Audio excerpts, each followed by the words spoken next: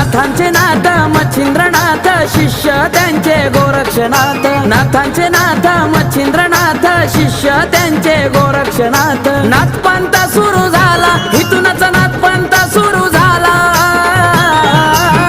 ये नाही आजवर कुणाला भ्याला हा भगव्या बाण्यावाला नाही आजवर कुणाला भ्याला